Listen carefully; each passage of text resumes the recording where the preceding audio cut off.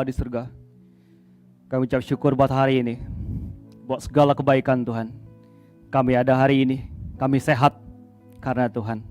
Kami boleh bertemu dengan saudara-saudara kami seiman karena Tuhan.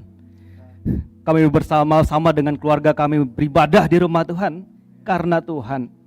Terima kasih buat kesempatan hari ini. Tuhan, Roh Kudus, sebentar lagi mau belajar firman Tuhan. Kami mau dengar-dengaran dengan firman Tuhan. Kau tolong setiap daripada kami Tuhan, supaya kami ngerti firman ini. Lebih daripada itu Tuhan, supaya kami jadi pelaku-pelaku firman Tuhan. Di dalam nama Tuhan Yesus Kristus, satu-satunya Allah, kami berdoa dan bersyukur. Haleluya. Amin. Shalom Bapak Ibu. Boleh kasih tepuk tangannya buat tim PW kita. Oke, buat tim tari kita juga luar biasa. Ada Kak Dian. Thank you Kak Dian. Dan yuk, boleh nggak kita kasih tepuk tangan buat Bapak Gembala kita juga? Boleh nggak? Tepuk tangan deh. Karena beliau kita bisa beribadah sampai kepada hari ini. Oke ya? Karena kebijakan yang Tuhan berikan kepada beliau, kita bisa berkumpul sampai hari ini. Ada amin? Ada amin Bapak Ibuku? Ya, nah sebelum memulai hari ini, saya ingin membagikan dulu. Kita harus mengerti dulu cerita tentang cerita keselamatan kita. Katakan bersama dengan saya, kita diselamatkan karena iman dalam Yesus dan karya salibnya. 3, 2, 1. Oke ya. Nah, karena iman di dalam Kristus, maka kita adalah orang-orang yang diselamatkan. Kita nggak bisa menyelamatkan diri kita sendiri. Itulah kenapa Yesus datang ke dunia menjadi apa? Menjadi manusia, menjadi sama dengan kita. Supaya kenapa? Supaya dia menjadi korban tebusan yang mendamaikan kita dengan Bapa kita di surga. Oke ya. Karena dosa dan pelanggaran kita ditanggung dia di kayu salib, tetapi kebenarannya dilimpahkan kepada kita. Karena itulah kau dan aku dikatakan sebagai orang benar di hadapan Allah. Karena iman kepada Kristus itulah kau dan aku diselamatkan. Ada amin. Nah, katakan bersama dengan saya. Sekarang saya adalah orang yang sedang diubahkan serupa dengan Kristus. Saya adalah orang yang mengasihi Yesus. Saya adalah orang yang menaati Yesus. Dan saya adalah orang yang mengikut Yesus. Sampai kapan anak muda? Sampai kapan pendeta muda? Dan saya harus katakan, sampai dia datang kedua kali. Dan dia pasti datang. Atau saat kau dan aku kembali pulang. Ada amin Bapak Ibuku? Ada amin? Ada amin. Itulah iman percaya kita. Ya. Nah karena itu, kita hari ini akan belajar bersama-sama satu kebenaran firman Tuhan, bicara tentang mengikut Yesus. Ya, nah tapi sebelumnya, Pan boleh? Gak? Wah ketahuan deh saya ya, oke. Nah Bapak Ibuku, sebelum saya mulai, saya mau tanya dulu. Ini adalah Elon Musk, dia adalah CEO dari Tesla. Sederhananya dia adalah orang yang sangat pintar banget, dan sekarang adalah orang terkaya nomor 2 di dunia. Dan orang yang paling berpengaruh juga di dunia. Pertanyaannya adalah kayak gini.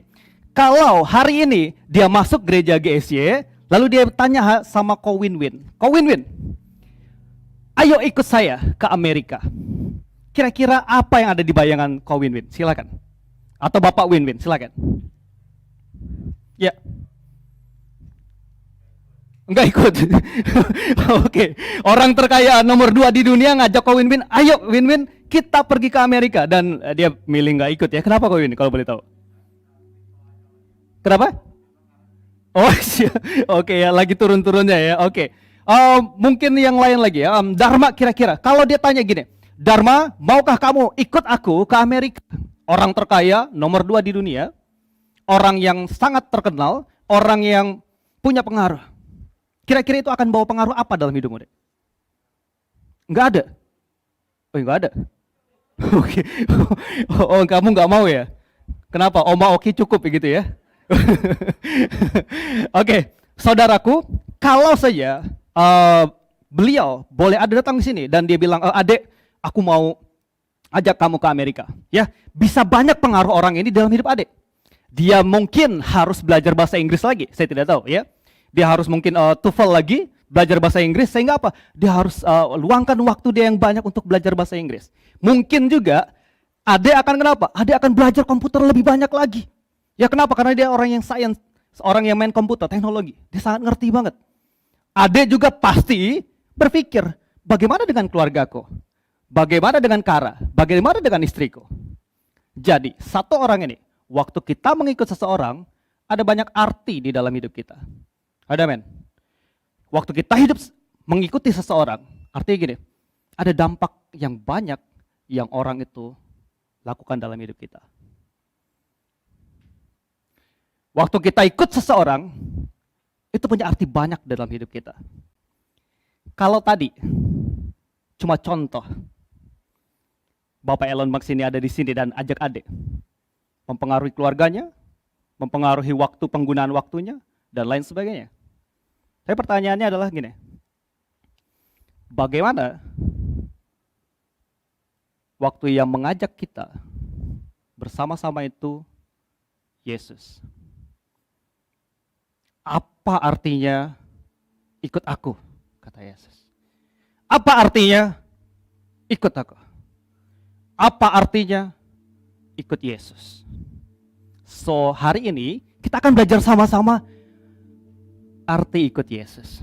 Coba bilang kanan kirinya, hari ini kita belajar arti mengikut Yesus. Oke ya Bapak Ibuku ya. Nah, yuk kita buka sama-sama Alkitab kita di dalam Lukas pasal 9 ayat yang ke-57 sampai kepada ayat yang ke-62. Ya, Lukas pasal 9 ayat yang ke-57 sampai ayatnya yang ke-62. Nah, sudah Bapak Ibu? Yang sudah ketemu katakan amin. Oke ya. Nah, paling tidak, saya harus katakan, paling tidak ada 3 arti ikut Yesus itu apa sih artinya? Waktu saya bilang saya ikut Yesus, itu artinya apa buat hidup saya? Dan kita akan belajar sama-sama dari kebenaran firman Tuhan ini. Paling nggak ada 3 arti ikut Yesus itu apa? Supaya gini, kalau kita sudah ikut Yesus selama ini, yuk kita koreksi hidup kita. Sudahkah saya mengikut Yesus dengan benar selama ini? Kalau engkau belum mengikut Yesus hari ini, dan aku katakan kepadamu, mengikut Yesus adalah keputusan terbaik di dalam hidupmu. Oke ya. Nah, arti yang pertama, kalau gitu ada 3 arti yang mesti kita mengerti bersama-sama. Apa sih artinya mengikut Yesus itu? 3 arti mengikut Yesus. Nah, arti yang pertama, kita baca bersama-sama ayatnya yang ke-57 sampai kepada ayatnya yang ke-58 ya Bapak Ibuku ya. Kita baca bersama-sama 3, 2, 1. Ketika Yesus dan murid-muridnya melanjutkan perjalanan mereka, berkatalah seorang di tengah jalan kepada Yesus, "Aku akan mengikut engkau kemana saja engkau pergi." Yesus berkata kepadanya,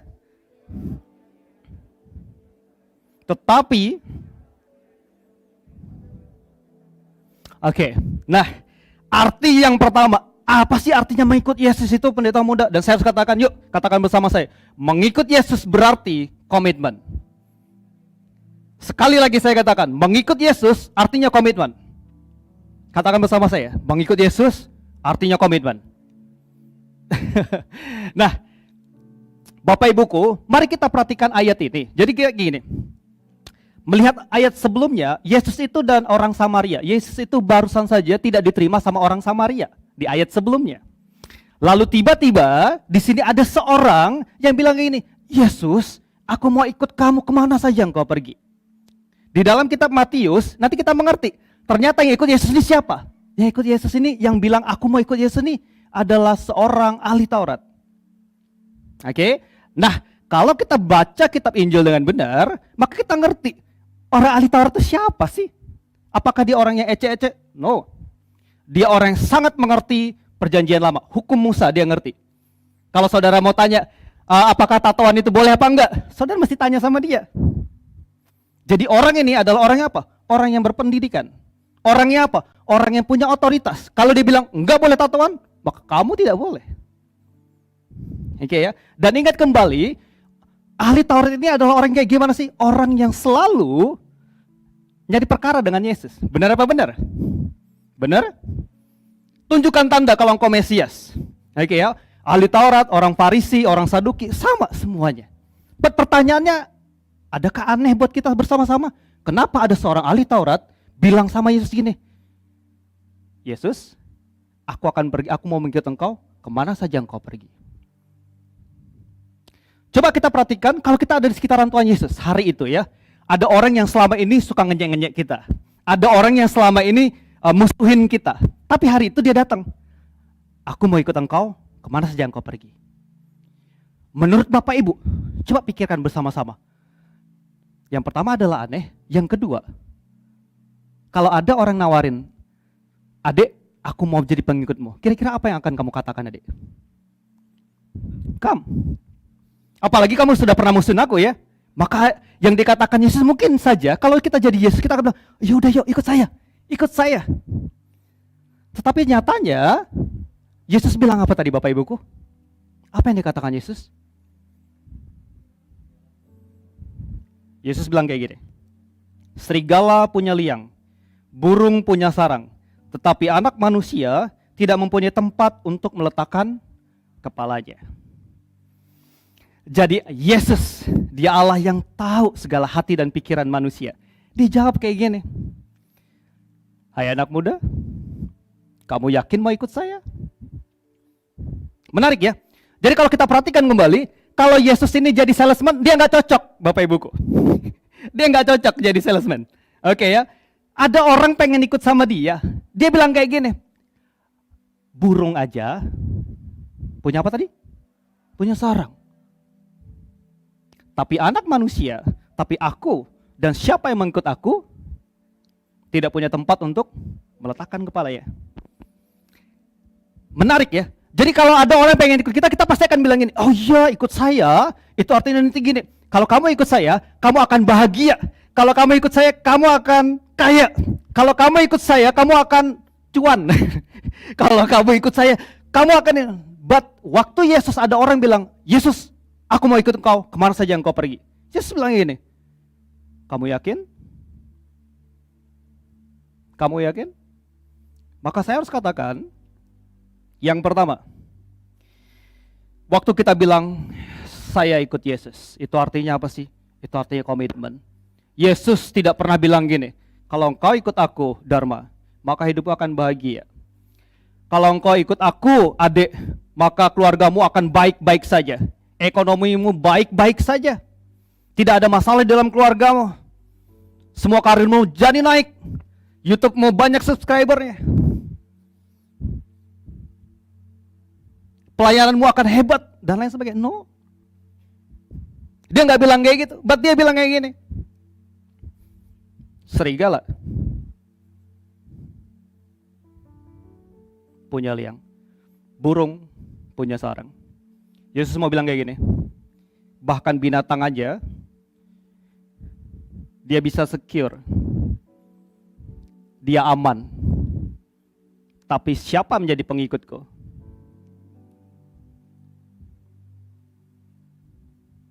Dia belum tahu besok itu tidur di mana. Besok itu akan makan apa? Belum tahu.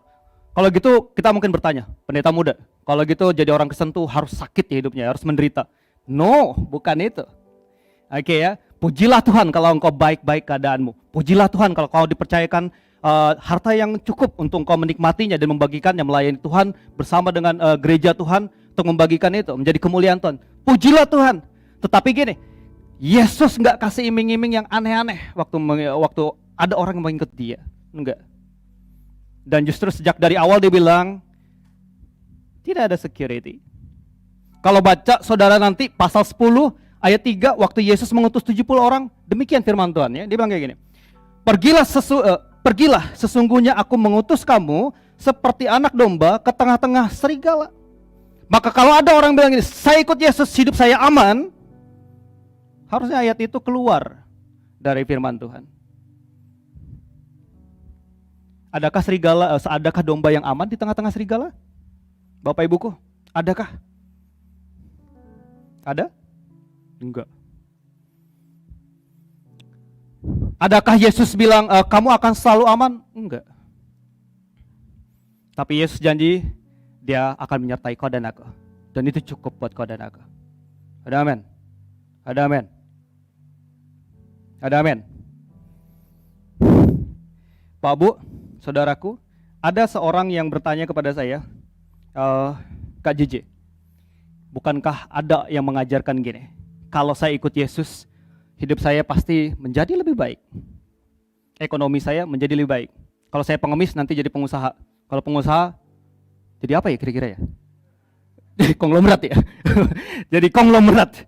Kalau habis konglomerat jadi apa lagi? Presiden, oke. Jadi presiden dan lain sebagainya. Problemnya saya tanyakan kepada dia, masalahnya adalah Yesusku tidak menjamin itu di dalam firman Tuhan. Enggak.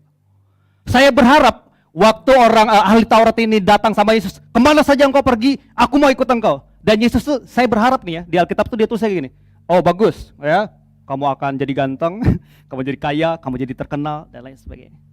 But enggak. Oke, maka saya harus katakan, hal pertama yang kita mesti mengerti begini, mengikut Yesus itu artinya komitmen. Katakan ke kanan kirinya, ikut Yesus artinya komitmen. Ikut Yesus artinya apapun yang terjadi. Katakan kanan kirinya, apapun yang terjadi. Oke ya. Kalau seorang ahli Taurat tadi bilang gini, aku akan ikut engkau Yesus. Kalau ya sebenarnya ahli Taurat ini sedang bilang kayak gini, aku akan ikut engkau Yesus. Kalau Senin sampai Jumat aku holy ya hidupnya, tapi Sabtu sampai Minggu aku horor, gitu ya. Aku pengennya mengikut engkau lah, tapi perpuluhan aku nggak bayar lah, nggak usah lah ya, dan lain sebagainya. Dia pakai term dan conditionnya. But Yesus bilang, ikutlah aku no matter what. Yuk, baca bersama-sama saya 3, 2, 1. Mengikut Yesus itu bukan, katakan bersama saya 3, 2, 1. Mengikut Yesus itu komitmen, bukan kenyamanan. Ya, Pak Bu, mari kita perhatikan ada contoh yang nyata di dalam hidup kita, yaitu Kak Dian. Saya ambil contoh ya Kak Dian ya. Kak Dian jauh-jauh dari rumahnya, naik mobil pickup bersama dengan ibunya yang sudah tidak muda lagi. Betul Kak Dian? Melayani Tuhan, main banner bersama dengan ibunya, bersama dengan suaminya. Naik mobil yang mewah? Enggak. Naik apa Kak Dian? Naik mobil pickup. Yang saya nggak tahu AC-nya masih nyala atau enggak. Ya, dan berapa jauh dia datang dari tempatnya ke sini? 1 jam lebih ya. Minimal 1,5 jam. Pertanyaannya buat kita, saya ikut Yesus walaupun 1,5 jam saya harus berkendara dari rumah saya sampai ke tempat ini. Walaupun itu artinya aku harus repot-repot bawa mamaku ke tempat ini. Walaupun artinya itu harus panas-panasan selama 1,5 jam. Walaupun bisa nggak kita bisa bilang kita sama diri kita sendiri, aku adalah pengikut Kristus walaupun. Oke? Walaupun. Jadi arti yang pertama, mengikut Yesus artinya apa? Komit. Walaupun. Kayak lagu yang lama ya, lagu lama kita tuh ada yang lagunya bunyinya kayak gini. Saya mau ikut Yesus. Saya mau ikut Yesus sampai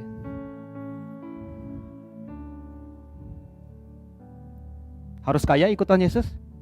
Lagu itu bilang gini, meskipun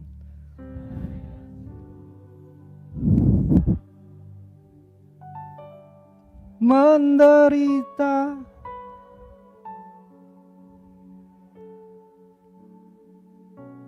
saya mau ikut Yesus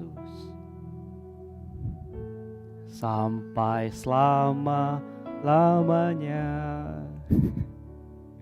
Yuk colek kanan kirinya yuk, bilang mau ikut Yesus nggak sampai selama-lamanya. Walaupun nggak selalu engkau akan jadi orang kaya, enggak. Walaupun engkau nggak akan selalu jadi terkenal seperti orang ahli Taurat ini harapkan. Walaupun. Ya, yuk kita tanyakan kepada diri kita sendiri. Adakah kita memikirkan salib waktu kita mengikut Yesus?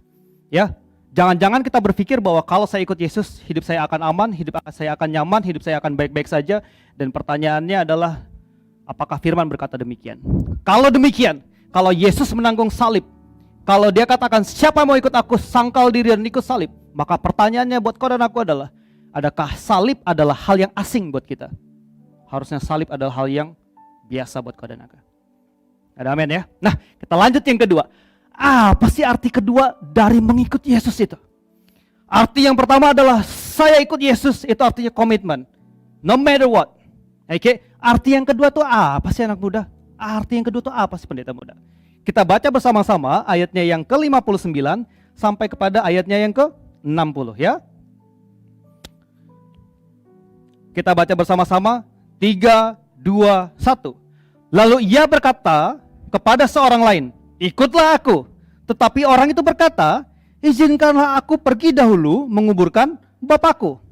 Tetapi Yesus berkata kepadanya, biarlah orang mati menguburkan orang mati, tetapi engkau pergilah dan beritakanlah kerajaan Allah di mana-mana. Nah, kita akan menarik yang kedua adalah apa sih artinya mengikut Yesus? Arti yang kedua adalah mengikut Yesus berarti menjadikan dia di atas segalanya. Katakan bersama saya, menjadikan dia di atas segalanya.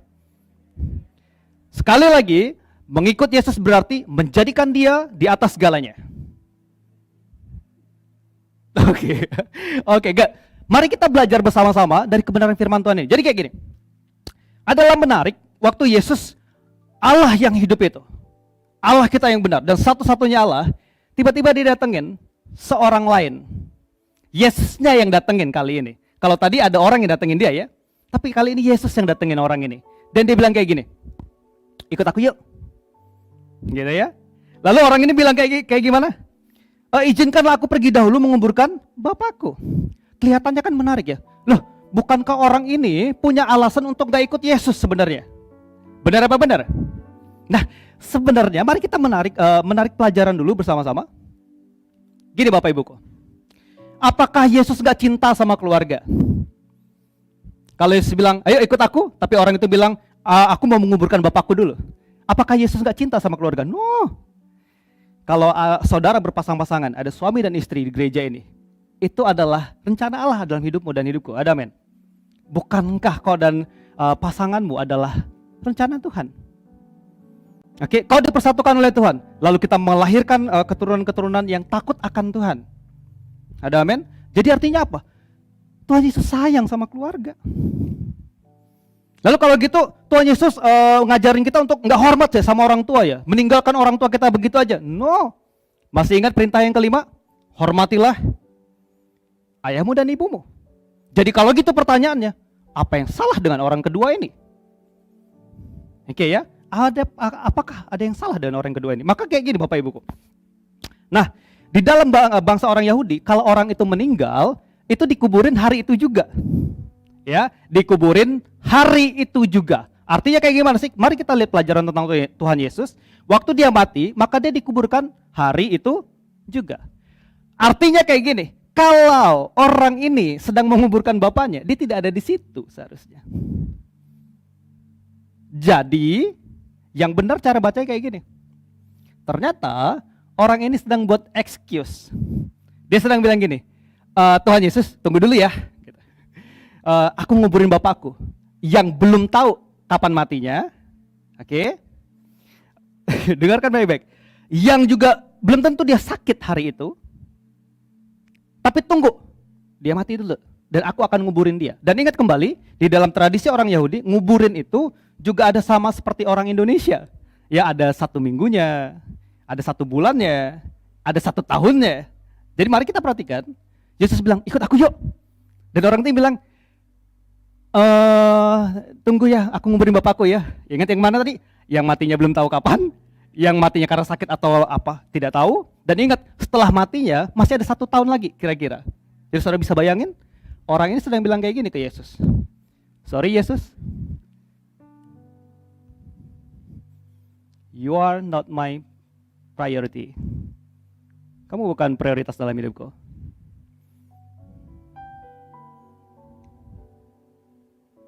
Ada bapakku. Tetapi kita juga mesti ngelihat gini, waktu orang menunggu seorang yang mati, itu sebenarnya juga kita mengerti dari cerita Alkitab yang lain. Artinya gini, Setelah saya menunggu orang tua saya mati, kita dapat apa sih Bapak Ibu? Dapat apa? Dapat apa? Warisan. Jadi sebenarnya orang yang kedua ini sedang bilang gini, Yesus tunggu dulu nih ya, tunggu dulu nih. Kamu bilang aku ikut kamu ya? Nah, tunggu dulu. Tunggu aku mapan dulu secara keuangan ya. Aku baru mau ikut kamu Tuhan. Tunggu dulu Tuhan.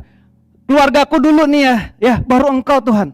Problemnya adalah masalah buat kita adalah dan masalah buat saya juga adalah gini. Saya berharap bahwa tidak ada ayat ini.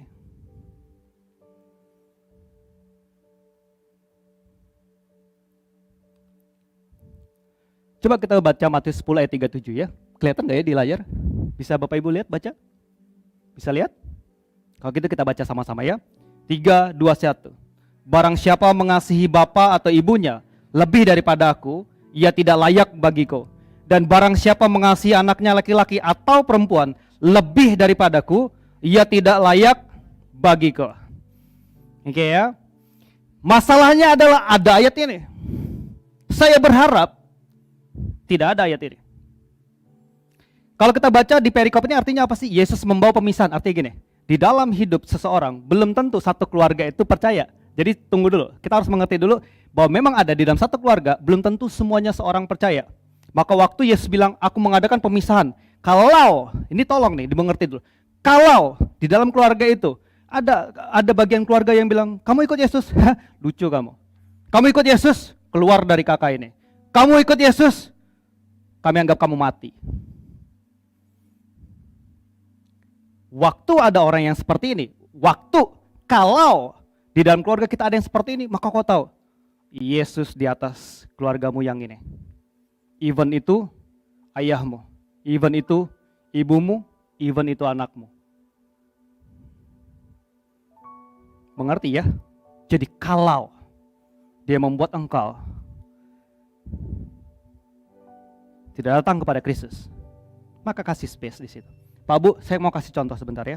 Di antara kita ada seorang yang dia katakan begini, aku percaya kepada Kristus. Saya tidak sebutkan namanya ya, tapi percayalah ada orangnya.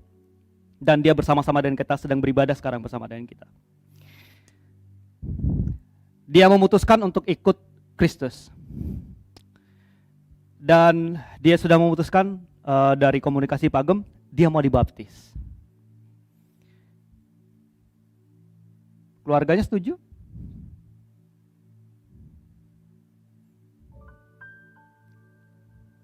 Tapi dia bilang, ini urusanku dengan Tuhan. Ada amin? Ada amin? Jadi gini, waktu ikut Yesus itu artinya gini, jadikan Yesus yang terutama di dalam hidup ini. Terutama, di atas relasi apapun. Kalau engkau punya pacar, kalau dia tidak membawa engkau kepada Kristus, tinggalkan sejak dari sekarang. Oke ya, kalau engkau punya apa lagi ya? Punya apa lagi Om? Kalau engkau punya relasi yang tidak membawa engkau kepada Kristus, maka jaga jarak dengan mereka. Oke? Tapi ingat kembali, ada Yosua 24 ayat 15. Jangan lupakan Yosua 24 ayat 15. Kita baca sama-sama ya. Yuk, Yosua 24 ayat 15. Kita baca sama-sama 3, 2, 1.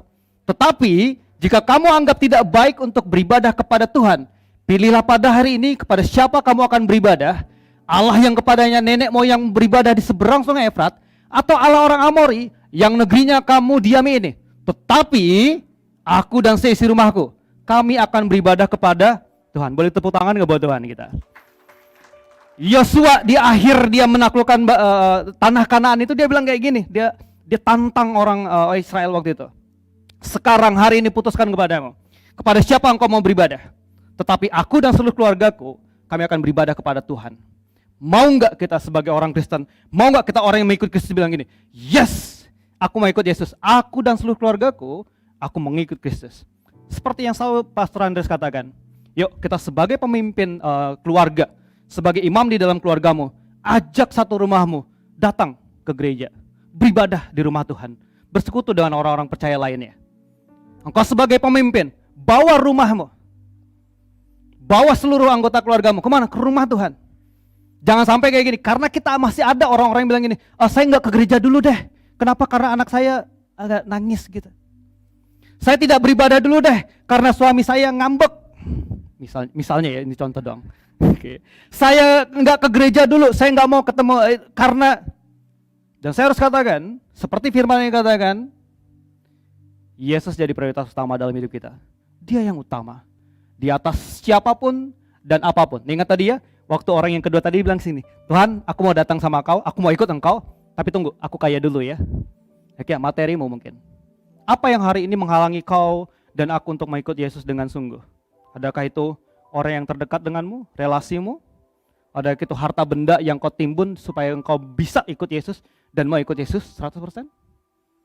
Adakah itu? Dan saya harus katakan, mengikut Yesus artinya buat dia yang nomor satu.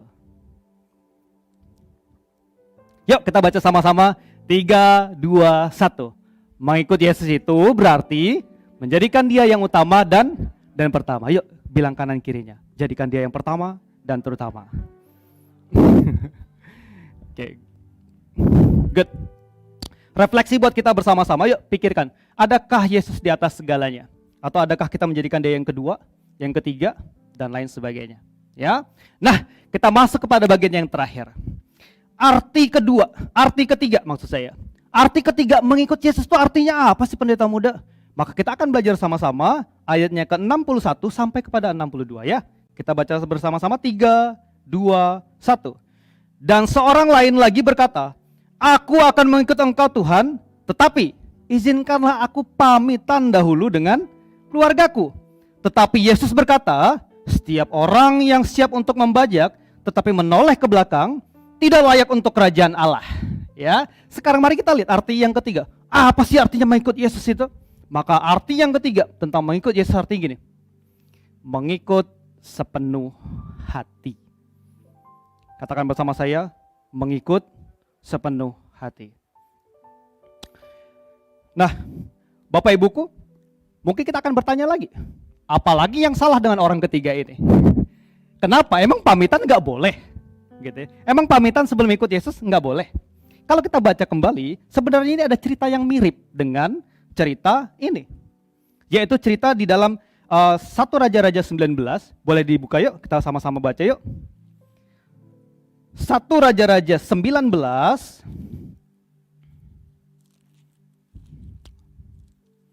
wah saya 2 Raja-Raja. Ayatnya yang ke-19 sampai kepada ayatnya yang ke-21 ya. Menarik. Ini cerita tentang Elisa dan Elia. Saya baca 19, Bapak Ibu 20, saya 21 ya, kita bergantian. Elisa terpanggil. Setelah Elia pergi dari sana, ia bertemu dengan Elisa bin Safat yang sedang membajak dengan 12 pasang lembu. Sedang ia sendiri mengemudikan yang ke-12. Ketika Elia lalu dari dekatnya, ia melemparkan jubahnya kepadanya.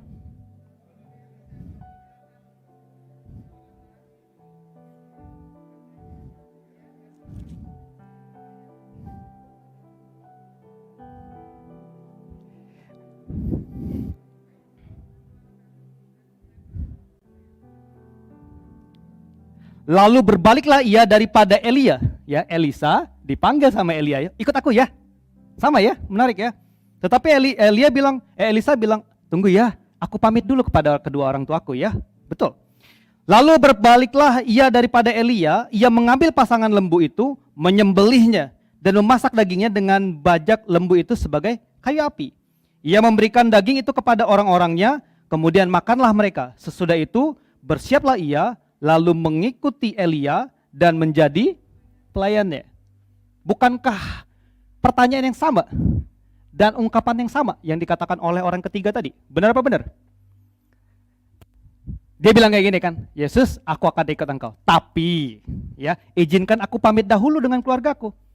Problemnya adalah Yesus bilang ini, tapi Yesus berkata, setiap orang yang siap membajak tetapi menoleh ke belakang enggak layak untuk kerajaan Allah. Enggak layak. Lalu problemnya di mana? Pendeta muda.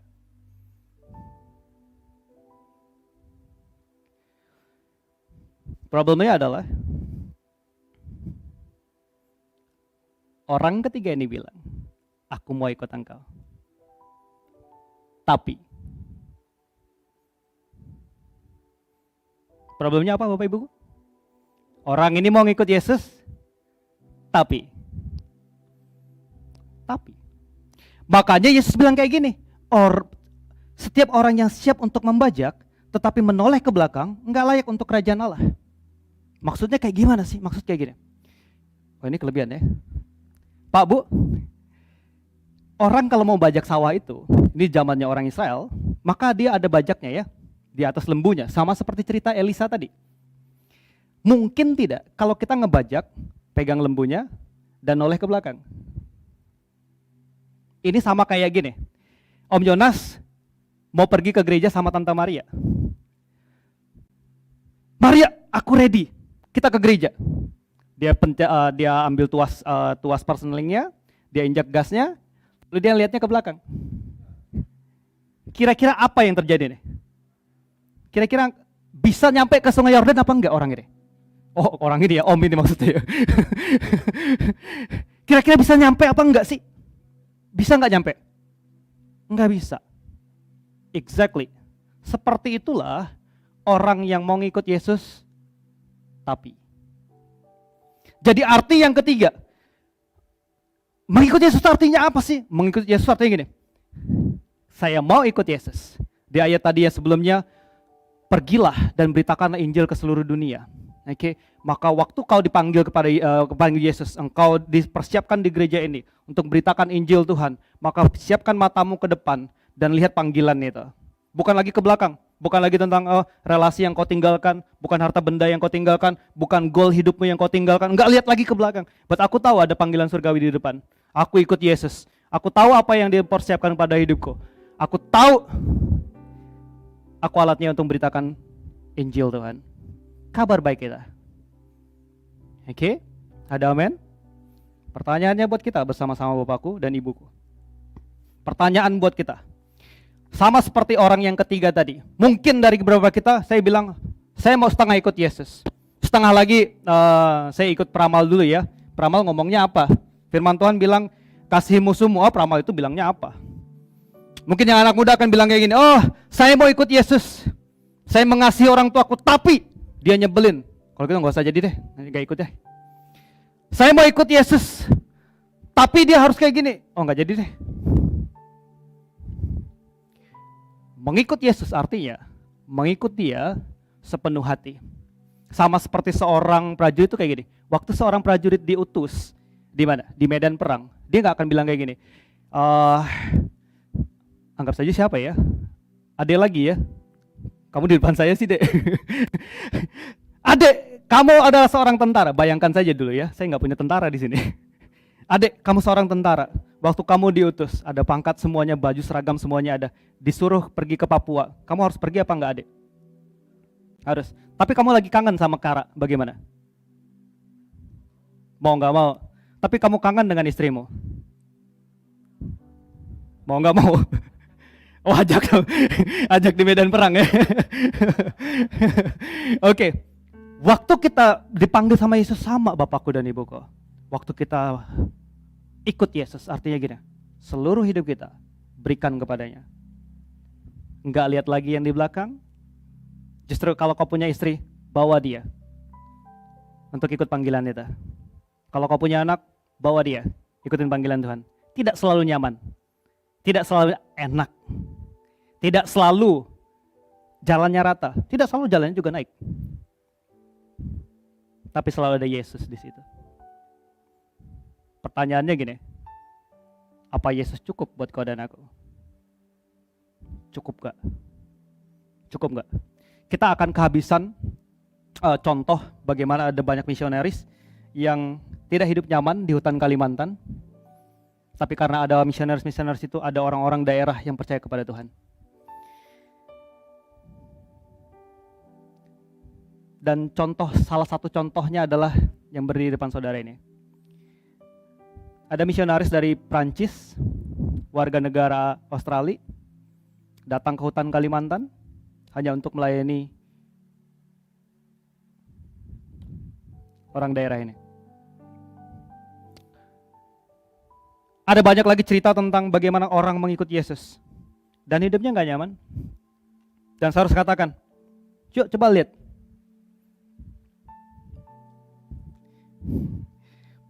Perhatikan gembala kita. Hidupnya berlimpah enggak? Hidupnya naik jet pribadi?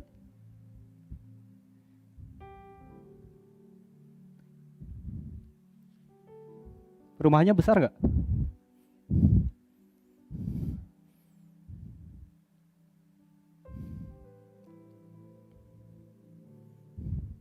Hartanya banyak? Enggak. Wah, kok saya yang tahu harta Pak Agam ya? Tapi buat dia cukup Tuhan. Tapi buat dia, aku dan seisi keluarga kok. Aku menyembah Yesus. No matter what. Gak peduli apapun. Masa depan anak-anaknya serahkan pada Allah yang hidup itu, yang dia layani sejak dari mudanya.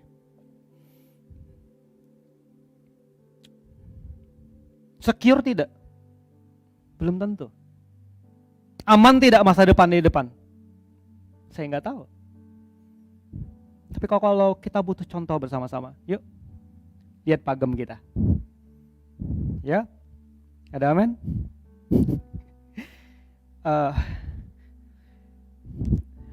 Yuk, tim musik boleh bangkit berdiri. Kita tutup Alkitab kita.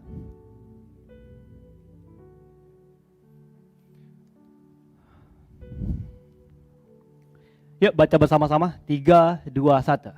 Mengikut Yesus itu sepenuh hati, bukan setengah hati. Kalau kau ikut Yesus sepenuh hatimu. Jangan lagi, kalau kau tahu panggilan Tuhan dalam hidupmu, kerjakan itu. Kalau Tuhan panggil kau jadi misionaris, pergi. Kalau engkau dipanggil Tuhan jadi gembala, jadilah gembala. Kalau engkau dipanggil sebagai pengusaha, jadilah pengusaha yang takut akan Tuhan. Kalau engkau seorang koki, jadilah koki yang hebat. Kalau engkau seorang makeup artist, jadilah seorang makeup artist yang hebat, yang memuliakan Tuhan dengan gift yang Tuhan kasih dalam hidupmu. Kalau engkau seorang montir, jadilah montir yang hebat, sepenuh hati. Di dalam montirmu engkau memuliakan Tuhan. Di dalam dagangmu engkau lihatkan ada nilai Kristus dalam hidupmu. Orang bisa bilang gini, siapa orang ini? Sehingga hidupnya berbeda. Karena ada Yesus, karena engkau ikut Yesus sepenuh hati, enggak setengah hati. Ada amin? Ada amin? Yuk kita bangkit berdiri yuk. Pertanyaan buat kita adalah, adakah kita mengikut Dia sepenuh hati kita? Nah, sebelum kita akhiri ini, kita baca ini bersama-sama ya. Terakhir sekali. 3, 2, 1. Yesus membayar semua lunas di kayu salib supaya kita bisa mengikut Dia berapapun harganya, apapun artinya. Dan ingatlah, ketekunan kita didasarkan pada ketekunan Allah. Enggak usah takut Bapakku dan Ibuku. Engkau adalah umat pilihan Allah. Kalau engkau mengerti engkau umat pilihan Allah, Dia menjaga engkau. Dia memilih engkau sejak dari kekekalan sampai kepada hari ini, sampai kepada akhir hidupmu. Enggak usah takut. Engkau akan dimampukan untuk ngapain? Untuk yang pertama, mengikut Dia dengan penuh komitmen. Oke ya? Mengikut Dia, jadikan Dia di atas segalanya. Mengikut Dia, apalagi yang terakhir? Sangat sepenuh hatimu. Roh Kudus itu yang memampukan kau dan aku. Dia yang memulai keselamatan itu dalam kau dan aku, Dia juga akan mengakhirinya. Ketekunanmu dan ketekunanku, karena Allahmu dan Allahku, Dia tekun menjagamu dan menjagaku. Ya, kita nyanyi lagi lagu ini tadi ya bersama-sama ya. Saya mau ikut Yesus. Well, boleh? Saya mau ikut Yesus sampai selama-lamanya. Meskipun saya susah menderita dalam dunia, saya mau ikut Yesus sampai selama-lamanya. Yuk katakan sekali lagi, saya mau ikut Yesus Tuhan. Saya mau ikut Yesus. Ikut Yesus. Kami mau ikut Tuhan. No matter what. Enggak peduli berapapun harganya Tuhan. Yes, ada banyak rintangan di depan, banyak halangan yang kami juga gak ngerti. Enggak selalu hidup kami rata Tuhan, but kami tahu Yesus kami cukup. Yesus kami cukup dalam hidup kami. Yesus kami cukup. Ampuni Tuhan kalau selama ini menderita dalam dunia. Saya mau ikut Yesus ada banyak excuse buat kami untuk gak ikut Kau dengan sungguh Tuhan.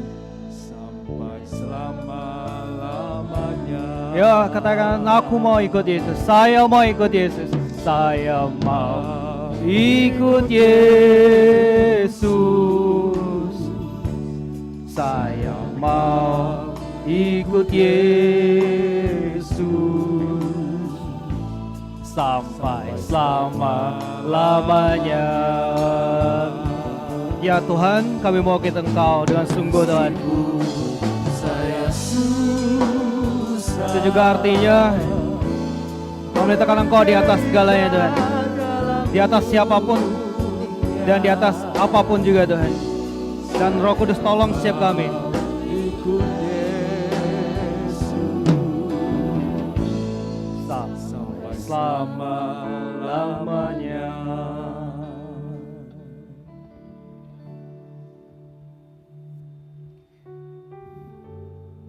Jemaat Tuhan, kalau engkau mau respon firman Tuhan hari ini, beri waktumu 1-2 menit. Say something sama Tuhan.